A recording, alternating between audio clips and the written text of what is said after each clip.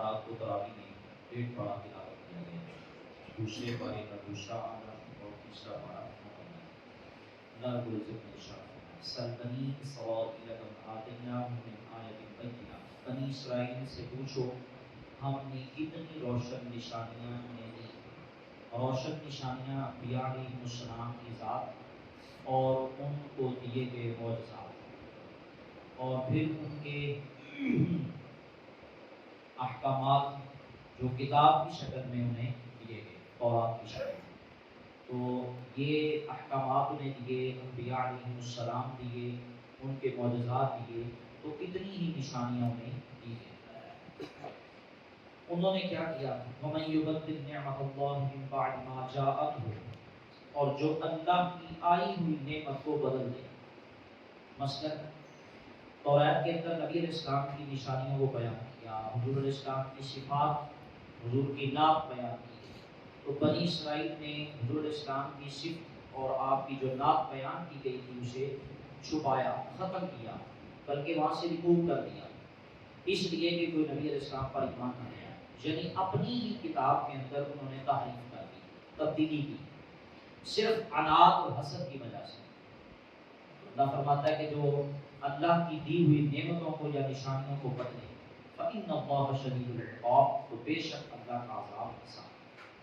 اور پھر ایک نہیں 9 عذاب بنی اسرائیل پر یکے بعد نکلے آئے، یعنی ایک کے بعد ایک عذاب ختم ہوتا، اور وہ بھی موسیٰ علیہ السلام کی دعا کی وجہ سے کہ آپ دعا کرتے وہ عذاب ختم ہو جاتا، پھر دوسرا آتا کہ یہ مان لیں اور ایکسیپٹ کر لیں بات کو، موسیٰ علیہ السلام کی جو تبلیغ ہے، لیکن اس کے باوجود بھی انہوں نے ایکسیپٹ نہیں کیا، بلکہ وہ مزید جھٹلاتے رہے، تو پھر اللہ نے ان پر عذاب نازل کیا۔ آگے چل کر فرمایا یسألونک عن الشہر الحرام،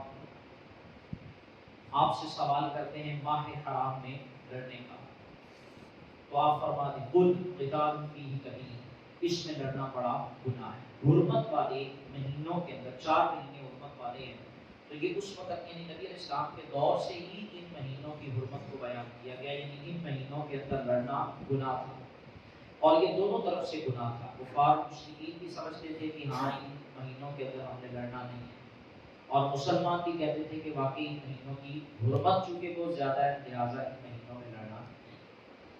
آگے چل کر فرمایا وَلَا تَنكِحُوا الْمُشْرِكَاتِ حَتَّىٰ يُؤْمِنَّ، اور شرک والی عورتوں سے نکاح نہ کرو جب تک مسلمان نہ ہو جائیں۔ وَلَأَمَةٌ مُؤْمِنَةٌ خَيْرٌ مِّن مُشْرِكَةٍ وَلَوْ أَعْجَبَتْكُمْ، اور بے شک مسلمان لونڈی مشرکہ سے اچھی ہے۔ یہ آپ دیکھیں کہ اللہ کی بارگاہ میں ایمان کا لیول کیا ہے۔ فرمایا کہ مشرکہ آزاد ہو جائے وہ بہتر نہیں، بلکہ اس سے بہتر مسلمان لونڈی ہے، اس سے نکاح کرو۔ اور فرمایا وَلَوْ أَعْجَبَتْكُمْ، اگرچہ وہ تمہیں بھاتی ہو، یعنی تم چنگی بھی لگ رہی ہے نا، پھر بھی وہ ٹھیک نہیں، کیوں؟ اس لیے کہ وہ مشرکہ ہے۔ یعنی یہ ایمان کا لیول بیان کیا گیا کہ ایمان ایسی چیز ہے کہ اگر آپ مشرکہ آزاد سے نکاح کرتے ہیں تو یہ غلط ہے، بہتر ہے کہ آپ لونڈی سے نکاح کر لیں لیکن وہ مسلمان۔ اسی طرح فرمایا وَلَا تُنكِحُوا الْمُشْرِكِينَ حَتَّىٰ يُؤْمِنُوا، اور مشرکوں کے نکاح میں نہ دو جب تک وہ ایمان نہ لائیں۔ اب یہ عورتوں کی بات ہو رہی ہے۔ وَلَعَبْدٌ مُؤْمِنٌ خَيْرٌ مِّن مُشْرِكٍ وَلَوْ أَعْجَبَكُمْ، اور بے شک مسلمان غلام مشرک سے اچھا ہے۔ ایک طرف مردوں کو منع کیا کہ وہ مشرک آزاد عورت ہے اس سے نکاح نہ کریں، بجائے اس کے کہ انہیں ایک مسلمان لونڈی ملے تو وہ اس سے نکاح کریں۔ اسی طرح عورتوں کو کہا گیا کہ تم نے مشرک ہے، بندہ مالک بھی ہے، سب کچھ ہے، اس سے نکاح نہیں کرنا، ہاں اگر غلام ملتا ہے لیکن وہ مسلمان ہے اس سے نکاح کرنا۔ یہ ایمان کا لیول بیان ہے۔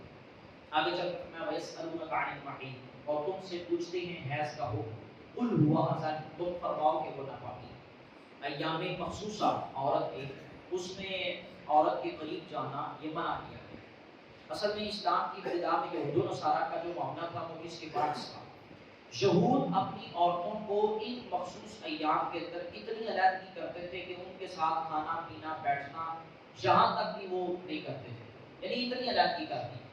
اور عیسائیوں کا یہ تھا کہ عیسائی اس ایام مخصوصہ کے اندر عورت سے کے زیادہ قریب ہوتے تھے، بلکہ ان کی جو جماع کا معاملہ یا ہم بستری کا معاملہ ہوتا تھا وہ اس مخصوص ایام میں زیادہ ہوتا تھا۔ جس وقت اسلام آیا تو اسلام نے دونوں طریقوں کو ختم کر دیا۔ اسلام نے کہا کہ نہیں، عورت کو اتنا بھی اٹھا کے سائڈ پہ نہ کر دیں کہ وہ آپ سمجھے کہ پتہ نہیں کی ہو گیا، کوئی ایسا معاملہ نہیں ہے، بلکہ سیدہ عائشہ رضی اللہ تعالیٰ عنہ فرماتی ہیں کہ میرے مخصوص ایام میں برتن کے جس حصے سے میں منہ لگا کے پانی پیتی تھی، نبی علیہ السلام بھی وہی سے پانی پیتے تھے۔ یعنی کوئی علیحدگی نہیں ہے، کوئی ایسا مسئلہ نہیں ہے۔ ٹھیک ہے جو اس کے جامع مخصوصہ ہے وہ اپنی جگہ پر، لیکن اس کا یہ مطلب نہیں کہ وہ عورت کی کیٹیگری سے ختم ہو گئی ہے یا وہ کوئی اور ہی مخلوق بن گئی ہے، تو ایسا نہیں ہے۔ اتنی بھی اس سے مطلب دوری نہ اختیار کی جائے کہ آپ اس کو اٹھا کے سائڈ پہ کر دیں۔ اور رہی بات عیسائیوں کی تو فرمایا وہ بھی معاملہ درست نہیں ہے کہ آپ اس سے زیادہ ہی قربت اختیار کر لیں یا ان مخصوص ایام میں آپ زیادہ اس کے قریب ہوں اور آپ اس والا معاملہ کریں تو یہ بھی جائز نہیں ہے۔ تو فرمایا یہ نہیں کرنا، اس کے علاوہ کھانا پینا اٹھنا بیٹھنا چلنا پھرنا باقی دیگر معاملات سارے ہوں گے۔ تو اسلام نے اس چیز کو ختم کیا اور فرمایا وَلَا تَقْرَبُوهُنَّ، ان کے نزدیک نہ جاؤ، حتی یہاں تک کہ یطہرن، وہ پاک ہو جائیں۔ جب وہ پاک ہو جائیں فَإِذَا تَطَهَّرْنَ فَأْتُوهُنَّ مِنْ حَيْثُ أَمَرَكُمُ اللَّهُ، پھر جب وہ پاک ہو جائیں تو ان کے پاس جاؤ جہاں سے تمہیں اللہ نے حکم دیا۔ إِنَّ اللَّهَ يُحِبُّ التَّوَّابِينَ، بے شک اللہ پسند کرتا ہے بہت توبہ کرنے والوں کو، وَيُحِبُّ الْمُتَطَہِّرِينَ، اور اللہ پسند کرتا ہے ستھروں کو، جو پاک رہتے ہیں اور پاک رکھتے ہیں، اللہ ان کو پسند کرتا ہے۔ اس کے بعد دوسرے پارے کے آخر میں بڑی ڈیٹیل کے ساتھ اللہ رب العزت نے طلاق کے مسائل کو بیان کیا۔ طلاق کے حوالے سے، پھر اس کے بعد بچے کی ولادت ہوتی ہے اس کو دودھ پلانے کے حوالے سے، پھر یہ سارے مسائل یہ دوسرے پارے کے لاسٹ میں دو تین چیزیں میں عرض کر دیتا ہوں۔ طلاق تین طرح کی ہوتی ہے۔ سب سے پہلی ہوتی ہے طلاق رجعی، پھر ہوتی ہے طلاق بائنہ، پھر ہوتی ہے طلاق مغلظہ۔ بس یہ تین چیزیں سمجھ لیں گے تو تقریباً مسائل سمجھ آ جائیں گے۔ طلاق رجعی یہ ہوتی ہے کہ جس وقت بندہ اپنی بیوی کو یہ کہتا ہے کہ میں تجھے طلاق دیتا ہوں، اور یہاں اس نے صرف ایک دفعہ کہا، اس کو کہتے ہیں طلاق رجعی۔ ویسے جو طلاق دینے کا سنت طریقہ ہے، جو سنت طریقہ ہے وہ یہ ہے کہ بندہ طہر کی حالت میں عورت کو طلاق دے، اور ایسے طہر میں طلاق دے جس میں اس نے اس سے جماع نہ کیا ہو۔ یہ سنت طریقہ ہے۔ طہر کہتے ہیں پاکی کی حالت، یعنی بندہ مرد جو ہے شوہر اپنی بیوی کو پاکی کی حالت میں طلاق دے، بیوی کی پاکی کی حالت میں، بندے کی بات ہو، بیوی کی پاکی کی حالت میں اس کو طلاق دے، اور ایسے پیریڈ میں طلاق دے پاکی کے کہ جس میں اس نے اس کے ساتھ جماع نہ کیا ہو، ہم بستری نہ کی۔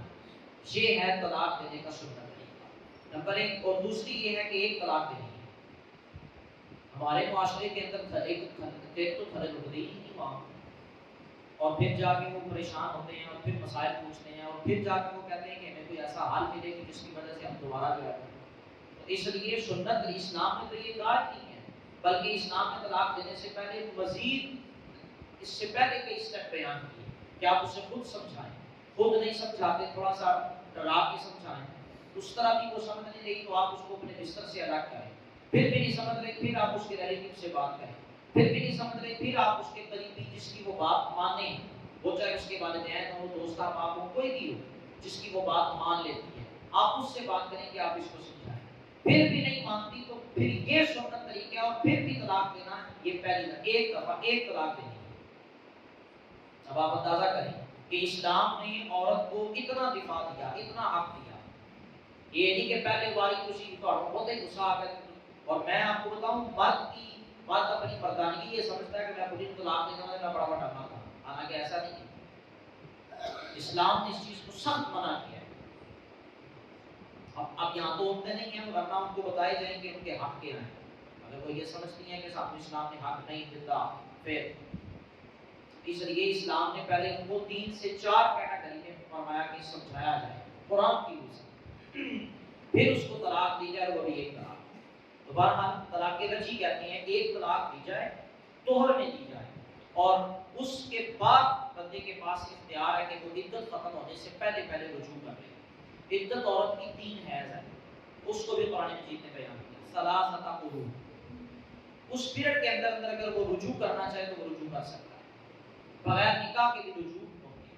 دوسری طلاق ہوتی ہے طلاق بائنہ، اس کے اندر یہ ہوتا ہے کہ نکاح ٹوٹتا ہے، دو طلاقیں اکٹھی دینا اس کو طلاق بائن کہا جاتا ہے، یا دو طلاقیں اکٹھی دے دے، یا پھر بندہ جو ہے وہ مخصوص الفاظ کا چناؤ کرے بیوی کو طلاق دینے کے لیے، لفظ طلاق نہ کہ ویسے کہہ دے کوئی تو چلی جا، آج کے بعد میری طرف آزاد ہے۔ اب اگر اس سے یہ پوچھا جائے کہ جس وقت تو یہ کہہ رہا تھا کہ تیرا مقصد کیا طلاق دینا تھا، اگر وہ کہے کہ ہاں میرا مقصد طلاق دینا تھا، تو پھر یہ طلاق بائنہ ہوگی، اور طلاق بائنہ سے نکاح ٹوٹ جاتا ہے۔ عدت کے اندر وہ دوبارہ نکاح کر کے معاملات پھر کر سکتے ہیں۔ تیسری ہوتی ہے طلاق مبلغہ۔ طلاق مبلغہ کے بعد دوبارہ واپس آنے کی کوئی صورت نہیں ہے سوائے اس کے کہ عورت کسی اور جگہ نکاح کرے، پھر وہاں سے پہلے شوہر کے پاس واپس آ سکتے ہیں۔ یہ شارٹ کٹ الفاظ میں نے آپ کو عرض کر دیا۔ اس کے بعد یہ تیسرا پارہ ہے، تیسرے پارے کی ابتدا کے اندر آیت الکرسی بیان کی ہے۔ نبی علیہ السلام نے ارشاد فرمایا ہر فرض نماز کے بعد کم از کم ایک دفعہ جو شخص آیت الکرسی پڑھتا ہے روزانہ، اس کے اور جنت کے درمیان صرف موت کا فاصلہ ہوگا، بس جیسے ہی وہ فوت ہوا، موت آ گئی، اس کے فوراً بعد اسے جنت میں داخل کر دیا۔ تو لہٰذا یہ معمول بنا لیں ہر فرض نماز کے بعد کم از کم ایک دفعہ آیت الکرسی پڑھنی ہے۔ اس کے بعد اللہ رب العزت نے حضرت ابراہیم علیہ نبینا علیہ السلام کی اس معاملے کو بیان کیا جو آپ کا نمرود کے ساتھ مناظرہ ہوا۔ آپ اس کے دربار میں گئے اور اسے فرمایا کہ اللہ کی بادشاہی ہے، تو آپ نے فرمایا کہ میرا رب وہ ہے جو جلاتا ہے اور مارتا ہے، یعنی زندہ کرتا ہے اور موت دیتا ہے۔ نمرود نے دو لوگوں کو بلایا، ایک کو چھوڑ دیا اور ایک کو مروا دیا۔ بیسیکلی وہ زندہ کرنے اور مارنے کا مطلب نہیں سمجھا۔ خیر، آپ نے فرمایا قال ابراہیم، ابراہیم علیہ السلام فإن اللہ یأتی بالشمس من المشرق، اللہ سورج کو لاتا ہے مشرق سے، فأتی بہا من المغرب، تو اس کو مغرب سے لے آ۔ یعنی تو جو کہتا ہے کہ میں رب ہوں، تو میرا رب وہ ہے جو مشرق سے سورج کو طلوع کرتا ہے، اور اگر تو کہتا ہے کہ میں رب ہوں تو تو مغرب سے طلوع کر کے دکھا دے۔ فَبُهِتَ الَّذِي كَفَرَ، نمرود جو ہے وہ منکر ہو گیا، اس کے ہوشی اڑ گئے۔ وَاللَّهُ لَا يَهْدِي الْقَوْمَ الظَّالِمِينَ، اور اللہ راہ نہیں دکھاتا ظالموں کو۔ اور اس کے بعد جس وقت اس کو جواب نہیں آیا اور وہ کچھ کر نہیں سکا، پھر اس نے تدبیر کی کہ ہم ابراہیم علیہ السلام کو معذلہ جلا دیں اور اپنے بتوں کی وہ خیر اسلام میں بارے میں آگے کافی ڈیٹیل کے ساتھ آئے گا۔ تو بہرحال یہ اس چیز کو اللہ نے بیان کیا۔ اس کے بعد حضرت عزیر علیہ نبینا علیہ السلام کے حوالے سے کہ آپ نے اللہ کی بارگاہ میں سوال کیا تھا کہ یا اللہ تو مردے کو کیسے زندہ کرتا ہے، یعنی ایک شخص جو بالکل مر گیا، ختم ہو گیا، اتنے عرصے تک وہ جو ہے وہ مرا رہا، آپ کو دوبارہ کیسے زندہ ہوگا؟ تو پھر اللہ رب العزت نے 100 سال تک عزیر علیہ السلام کو نیند ان پر مسلط کر، وہ سو گئے۔ 100 سال کے بعد اٹھے تو اللہ رب العزت نے فرمایا قال کم لبثت، کتنا ٹھہرے، یعنی کتنا سوئے؟ قال لبثت یوما او بعض یوم، عرض کی دن بھر ٹھہرا ہوں یا کچھ کم، یعنی دن یا اس کا کم ہے کچھ حصہ۔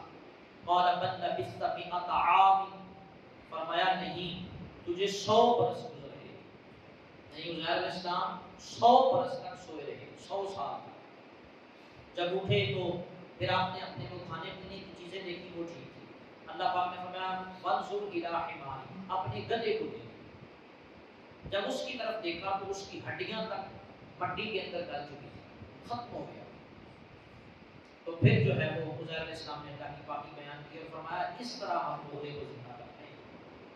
اسی طرح اسی رکوع کے اندر آگے چل کر ابراہیم علیہ السلام نے فرمایا وَإِذْ قَالَ إِبْرَاهِيمُ رَبِّ أَرِنِي كَيْفَ تُحْيِي الْمَوْتَىٰ، عرض کی ابراہیم علیہ السلام نے اے میرے رب مجھے دکھا دے تو کس طرح مردے کو زندہ کرتا ہے۔ قَالَ وَلَمْ تُؤْمِنْ، اللہ پاک نے فرمایا کیا تجھے یقین نہیں؟ قَالَ بَلَىٰ، عرض کی کیوں نہیں، یقین ہے۔ وَلَٰكِنْ لِيَطْمَئِنَّ قَلْبِي، مگر میں یہ چاہتا ہوں میرے دل کو تسکین آ جائے، میرے دل کو سکون آ جائے، تسلی ہو جائے کہ ہاں واقعی۔ فرمایا چلو جی ٹھیک ہے۔ قال دوست ہے نا ابراہیم علیہ السلام، ہر کوئی دین نہیں نہ کہہ سکتا۔ ابراہیم علیہ السلام اللہ کے دو خلیل کا لقب ہے نا ابراہیم علیہ السلام کا، تو خلیل کہتے ہیں دوست کو، تو دوست سے یہ بات کر سکتا ہے۔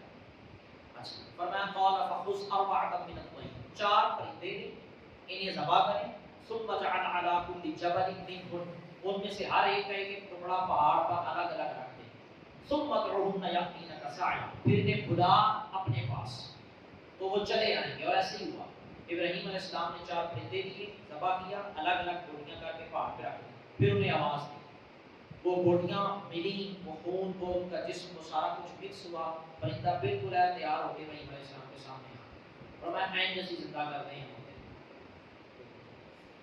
آگے فرمایا مثل الذین ينفقون اموالهم فی سبیل اللہ، ان کی کہاوت جو اپنے مال اللہ کی راہ میں خرچ کرتے ہیں، کیسی مثال ہے؟